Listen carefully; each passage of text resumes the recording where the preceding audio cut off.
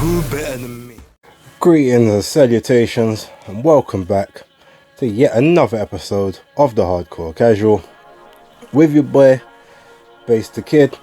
Now, please like and subscribe, click notifications so you obviously get alerted when the new videos come out. Quick apologies, I haven't been as active as I wanted to be. I'm not sure if you lot caught it in the last one. Ironically, I did. Yeah, caught the vid just before the new year, not of my own doing.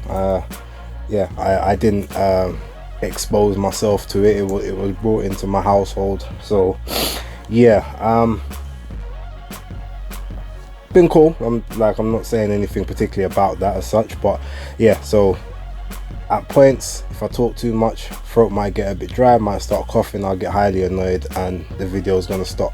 But yeah, also real quick, I was on Ade's channel on his IG page yesterday. Obviously he's my guy, so sometimes I like to just playfully get him with certain comments when I see certain things, funnily, but it's always love. But there was one of his subscribers must have responded to one of my comments, was like, oh my god, I can't believe you're actually real. Like, I thought you was just you know, this random character in the live streams. So I laughed. I was like, well, you know, now you can believe I'm real. It's funny when, you know, you have words and opinions that sort of resonate, and people obviously will speak about you, but people don't know what you look like. That's used to happen to me quite a lot back in the day, especially when I was doing music and that. I won't get off into tangent, but yeah. And it was like, oh, so you're Bass, and it's like, yeah. So it's good when your words and your name precede your face at times. It's quite fun. But yeah, look, I'm gonna keep it brief. Like I said, I don't want to end up coughing every minute. But this one I'm going to talk, I just want to kind of touch on the whole IBF Eliminator thing, which I feel is a bit of a hot topic at the moment. But it's also ironically the best promo that Filip Hrgovic has ever gotten from anyone. That's including Eddie and Kala and Nisa Sowland. So we've had both Luis Ortiz and Joseph Parker decline final eliminators, both citing injuries, funnily enough. Luis Ortiz has supposedly got a hairline fracture in his hand, and Joseph Parker's got or supposed issues with his elbows again. Now that's consistent with him, so we've seen that he's had multiple surgeries and clean-up surgeries on, I think it's like bone splints or calcified bone on the joints of the elbows or something, which kind of makes it hard to straighten out and to throw punches and whatnot. So yeah, that in itself is consistent. But I saw there was an interview that Parker did, I think a day or two before being offered and declining the one sec, sorry.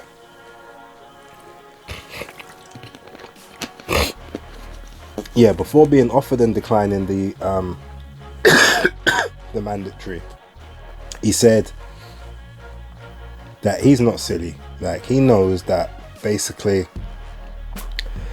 the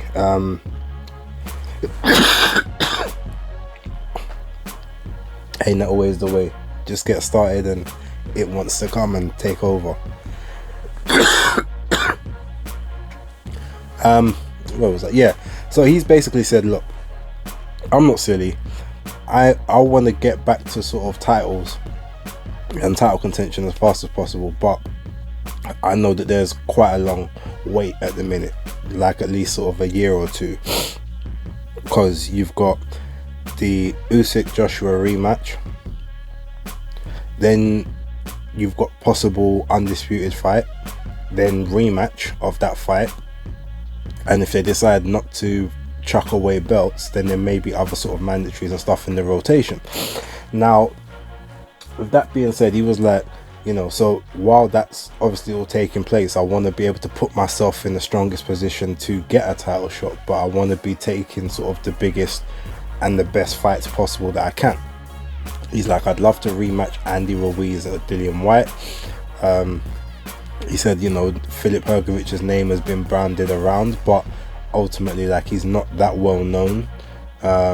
So that one itself has to make major sense. But he, you know, he's willing to do anything that makes sense. Now, what he basically means by that is, to fight Filip Hrgovic, the title shot has either got to be the next fight. So it's not even like, oh, well, you're gonna be in line to be the mandatory. It's like, no. Like, if I'm fighting him now, within 5 months, my title shot needs to be there. I don't want to have to be having keep busy fights or fighting other people and potentially risking whatever position I've earned before I get my title shot, similar to what Dillian White did. Because, you know, he was number one, he was mandatory, but then had to keep taking fights, and because he's a pay-per-view fighter, there's a certain level of opponent that he can take on if he wants to actually make sort of big money as such. So that's what he means. He means, look, I either need to be guaranteed that next shot within sort of 5 months as my next fight guaranteed, and not have me out the ring for a month or for a year, or it needs to be highly paid. So the fact he says, well, you know, Filip's not that big of a name, ultimately means that there's no money in it. And unfortunately, in this day and age, every fighter is looking at their pocket first and their legacy second. There's very few that do it in reverse. Now obviously part of this is it comes from him, you know, being from New Zealand and, you know, sort of being a major star out there that was making major money out there, to then coming over to the UK and being lucky enough to be put in with 3 major UK draws, in Anthony Joshua first in the big stadium fight, then Dillian White, who's probably the second best pay-per-view star over here heavyweight wise, followed by Derek Chisora, who's got the biggest of biggest cult followings, who's also a big draw when it comes to pay-per-view, or at least, you know, a big enough name that people will take notice. So you do that, which puts him then in a position of slight delusion to maybe what his market value is. But to be fair, he is a big enough and a credible enough name just based off of those 3 fights, or technically those 4 fights, to then be able to say, well, yeah, I'm gonna need kind of more than what you're offering. Now, let me be 100% clear before I carry on. I don't condone the ducking, swerving, avoiding or delaying of any fights, number one, that are mandated, like ordered, or fights that like the public are kind of screaming out for, or, you know, basically gets you to a prime position in, whether it's a sanctioning body or just puts you in a prime position within the division, period. Now ultimately, I said on Twitter, and I've said it in the Discord with, you know, people like, you know, the lovely October Red, like the Savage Ash, you know, Danny from Fight Fan TV, Travis J.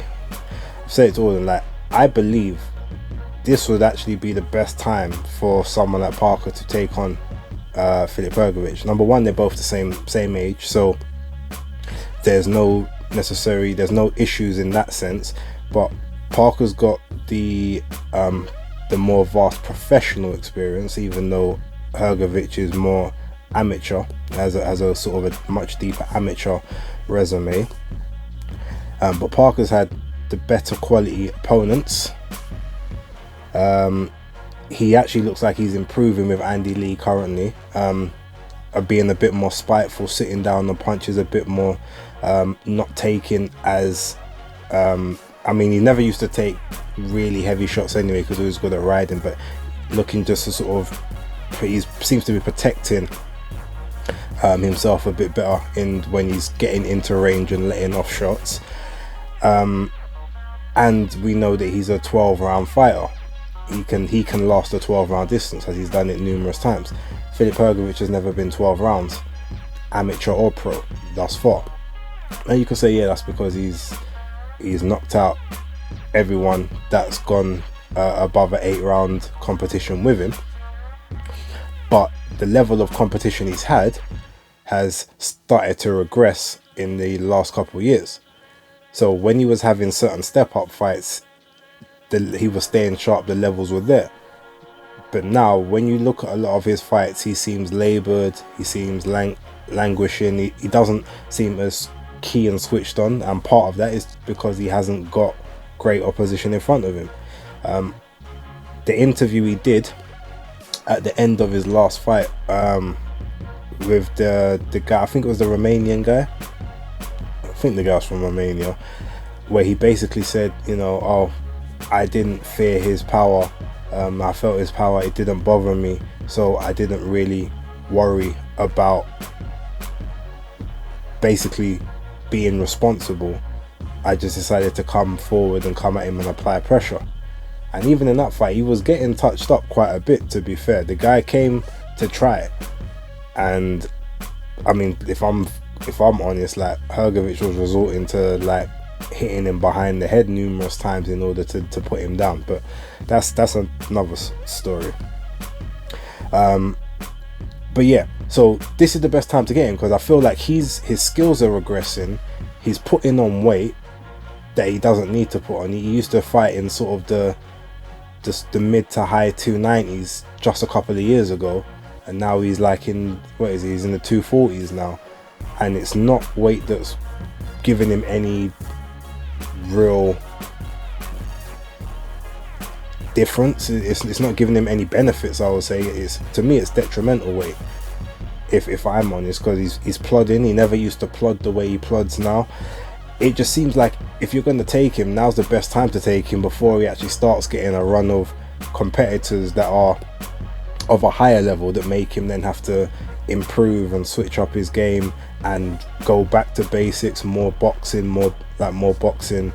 Plus he's got the very European upright style, so for someone like Parker, who's got a lot of better movements, a bit quicker, might be able to get in and under shots a lot easier, might be able to let off combinations in and out of range quicker. He's got enough pop that Hrgovic isn't just going to try and walk him down, and when Hrgovic isn't even really using the jab the way he used to, this would be probably the best time to take that fight. But it comes down to, unfortunately at this point, is a big money thing. So you're not going to get the guaranteed title shot straight after, and you're also not going to get a decent cut of any purse that's given for the fight, because in the IBF rankings,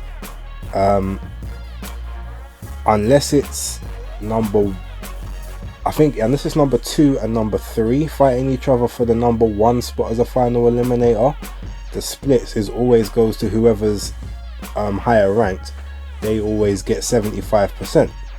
So on a split, it would be 75% to Filip Hrgovic and 25% to Joseph Parker. Now there's no way Joseph Parker's ever going to accept 25% against Hrgovic when he's a former champion, done pay-per-views, is a household name on the Southern Hemisphere, and also is, you know, pretty well known in the UK and, you know, moderately in the US as well. Not huge, but I'm sure more people will know Joseph Parker, especially just by virtue of his friendship with Tyson Fury, if that counts for anything. He's much more the commercial draw, but he's only going to get 25% against Hrgovic for a purse that's not even going to be that high, because ultimately it's not a money fight or a big marquee fight. Neither of them are English or American. Yeah, they both speak English, but obviously one has more of a one's fluent and the other one is fluent-ish, for, you know, if you want to put it that way. So wherever you put this fight, there's no way that it's going to be able to generate a super amount of money for someone like Parker to take that fight. Considering the kind of persons he's made previously, it would take a lot to put him in the ring with, and because the fight doesn't generate that to him, it's a risk that's not worth anything at that particular time. Because again, even with if we go back a few years ago with the whole Dillian Whyte and Kubrat Pulev thing, I believe there was when he went to do the mandatory with Pulev, he initially agreed to do the mandatory, but he would have only got 25% against Pulev 75. It would have been in Bulgaria. The Bulgarian people that won the purse bid didn't put the money into escrow when they were supposed to, or something like that, and a bunch of other things happened. And I think they said that the IBF, it wouldn't be called next because if I remember correctly, how did that happen? Yeah, because there was other belts in the rotation before there was other belts that needed to be dealt with before the IBF came around at that particular time.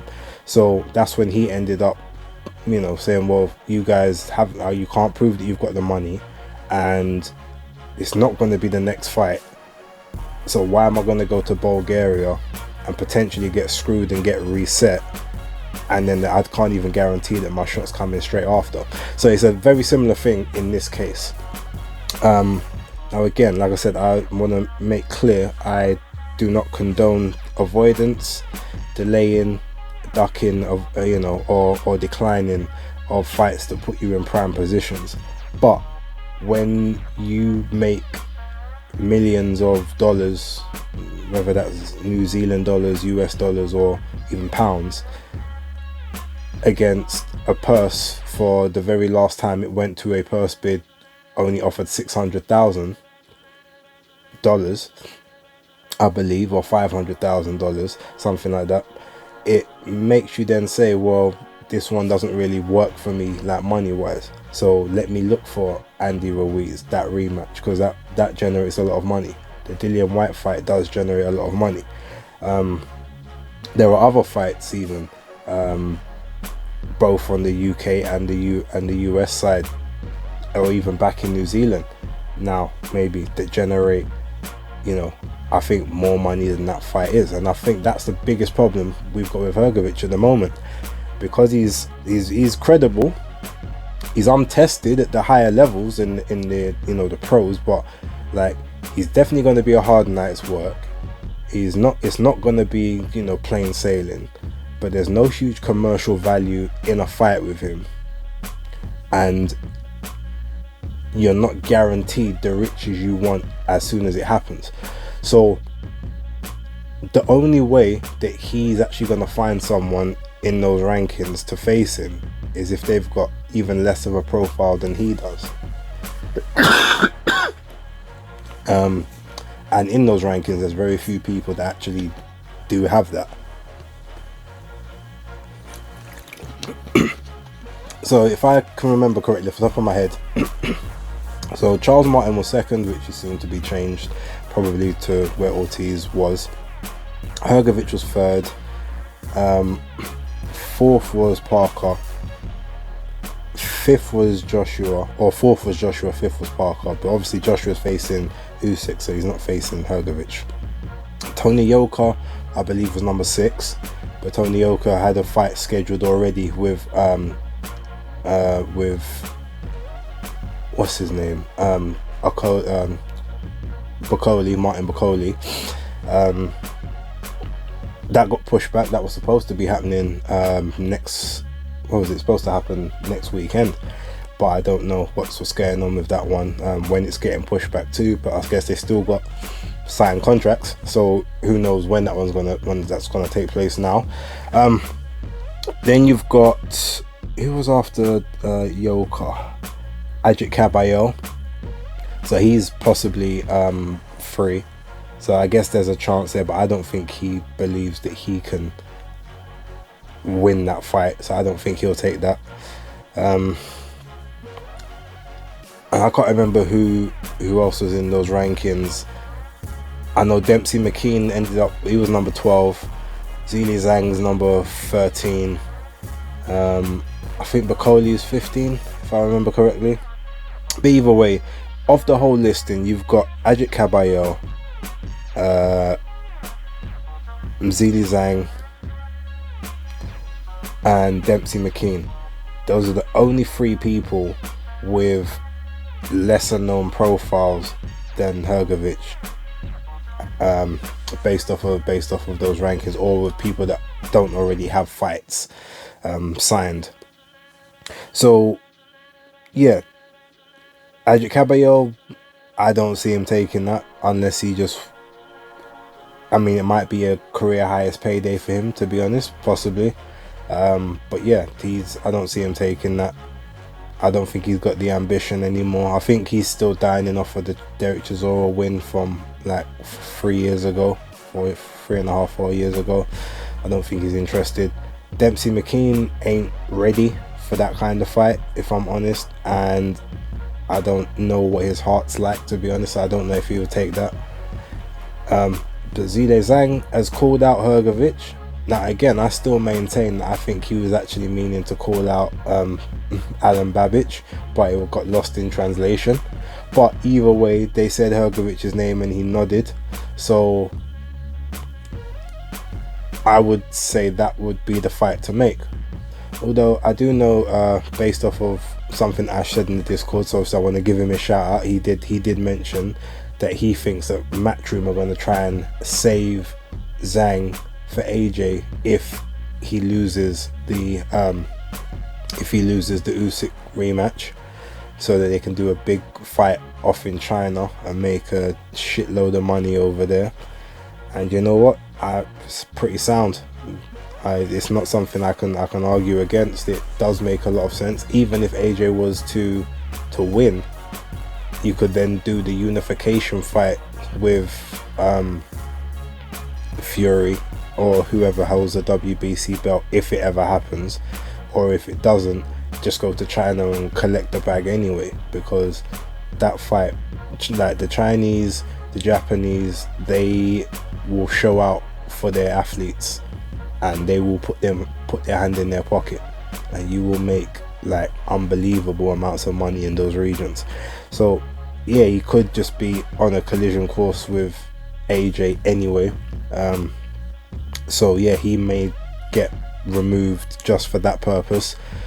I know Bakoli did say that he would take the fight. He said he wanted one warm-up fight, then he would take the Hrgovic fight, but then he got offered the Tony Yoka fight, which again, Yoka is higher profile, like France closer to England, where he's campaigning, and Scotland obviously is where he goes to train or whatnot. Plus, like, Yoka, Olympic gold medalist, so he's got that name recognition there. He's got ties to the US with Top Rank and stuff, even though I don't know what's happening with that deal at the minute. So it probably makes him a lot more money than what the Hrgovic fight did. So unfortunately, like, it's all a money thing. I don't particularly subscribe to the whole boogeyman situation. Like, a lot of people falsely give themselves the name of the boogeyman, and then others will kind of and then some others just have it given to them. Like, I know Errol Spence tried to call himself a boogeyman at one point, and it sounded stupid, because Terence Crawford correctly just checked him and said, well, how can you be the boogeyman when I'm chasing you? Like, it didn't make any sense. Luis Ortiz, self-proclaimed boogeyman, which Tyson Fury gave him that name as a joke, and then people just ran with it, funnily enough. But you look at the resume, plus you look at the amount of fights he's turned down from credible people, to then make counter offers that would never be accepted, to then say, oh well, no one wants to fight me. And obviously now you've got this situation. Yeah, so them names that I don't really subscribe to. Now I will say that Hrgovic is avoided. He's definitely being avoided. But I don't think it's because people don't want to fight him, or don't think they can win, or think they're going to get their head just punched in. Although again, if you look at some of the fights he's having, he's quite proficient at hitting behind the back of the head, with the ref not giving warnings or, you know, point deductions or anything. So maybe some people look at that and saying, well, if the ref ain't gonna be fair in this, why am I going to enter into it? But ultimately I think it's just all to do with money. There's just not enough money in that fight for anyone. And one thing I will say, and this is kind of me, I'm going to push back a little bit on what Beats said the other day.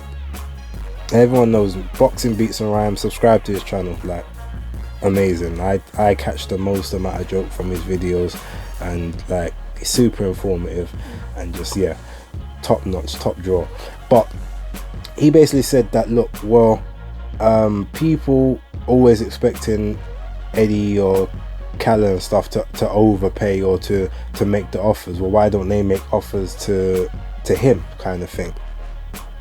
In principle, yeah, sounds credible, but if you're being realistic, he's not someone you just want to fight anyway, because there's nothing there for you.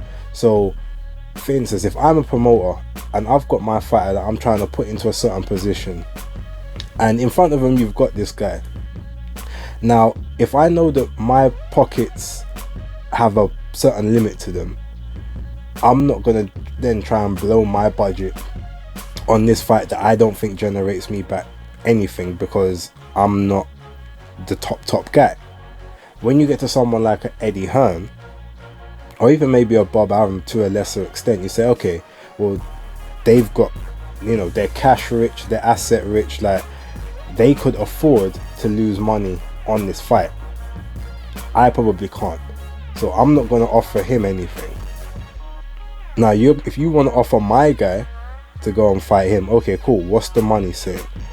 Okay, this amount of money isn't enough because it doesn't reap the necessary rewards I want to take that fight, or that I want for my client to then take that fight on. So it has to be a case, and I've said this from before, either you're gonna have to overpay one of these guys the same way that you chose to overpay Charles Martin for Anthony Joshua.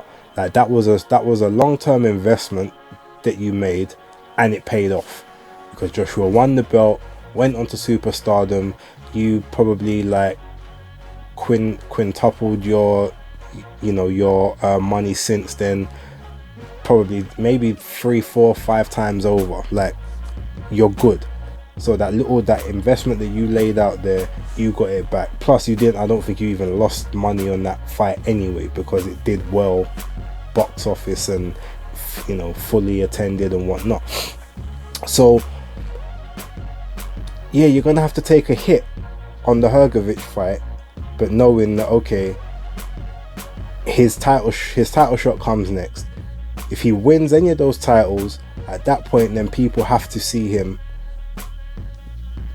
They just have to. So then obviously people will start coming towards you. You've got a belt that's one of the more credible belts, so people are gonna then start having to come through you in order to, you know, you've got a bargaining chip to make these fights and to make them more favorably, to put on better shows and, you know, and get better numbers. And at this point, people aren't gonna be pricing themselves out because the title's on the line, and they know that if they get the title, then the money trickles down their side as well. So there's a continuing cycle. But in order to kind of get to that point, if you want a credible opponent, then that's just what you're gonna have to do. Now, I don't know enough about the IBF rules. I haven't checked it in a while to find out whether they can just install Hrgovic as a mandatory. They've probably got something in place where they may say, well, if we go through the entire top 15 and no one takes the fight, then he just becomes it. But I'd have to double check that. But I don't know if that's something that they would have in their rules, because it doesn't really suit the narrative of the IBF. Like, everything's earned. You don't even get the #1 spot until you're in a final eliminator.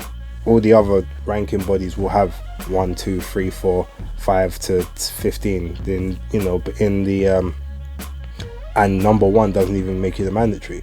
But in the IBF, if you're number one, you are guaranteed mandatory, because their rankings start from 2 down to 15. So yeah, I mean, it's like I said, it's a bit sad for Hrgovic. He's definitely avoided. I don't like to see it, but unfortunately I do understand it. We're just not back in the days when people didn't care as much about this stuff. It was just about, you know, whooping ass, as some people would say. But yeah, it's not that anymore. Quickly before I get out of here, I just want to touch on the Joe Smith Jr. and Callum Johnson situation. Obviously everyone knows Callum Johnson's also tested positive for the vid while he was, I think, en route to America, or while he was over there, so he's no longer able for that fight. Fight's supposed to happen on the 15th, so they're looking for a last minute opponent for Joe Smith Jr. So chances are, well, there's two options, to be honest. They either bring someone up who is maybe like a 160 or 168 pounder who's, you know, doesn't blow too far off of their weight when they're out of training, and sort of just bring them in and give them the title shot.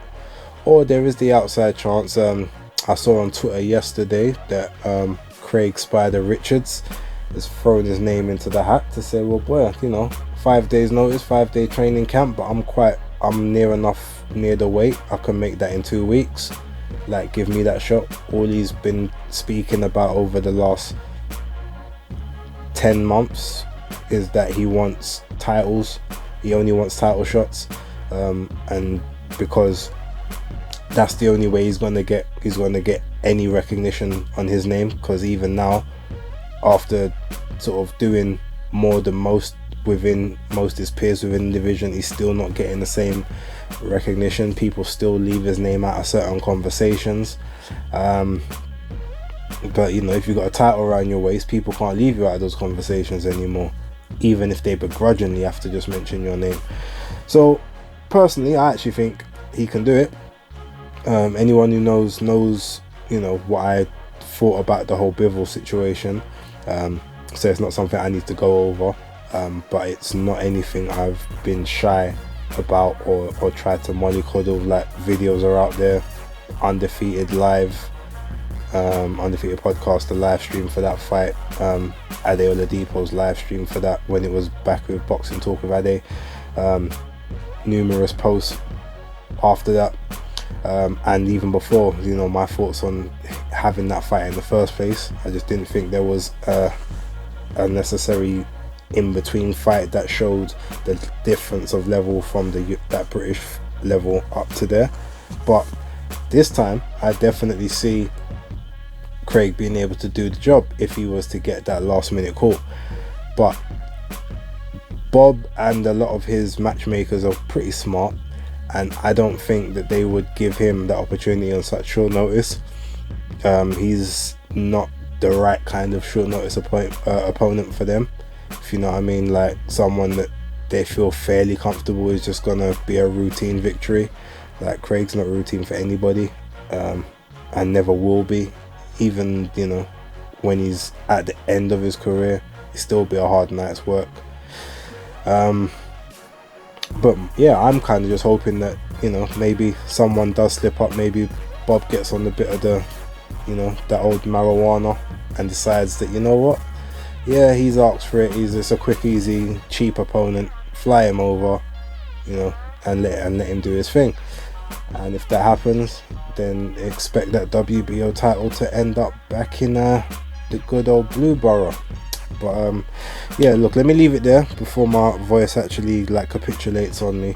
Thanks for rocking with me. Apologies for, like I said, the coughing you heard a little earlier on. I'll soon be out of isolation, so I will be sort of ready to go. Like I said, I actually get out the day before my birthday, so while I haven't got anything planned, at least now I have the option to do something if I choose. So hey, happy days.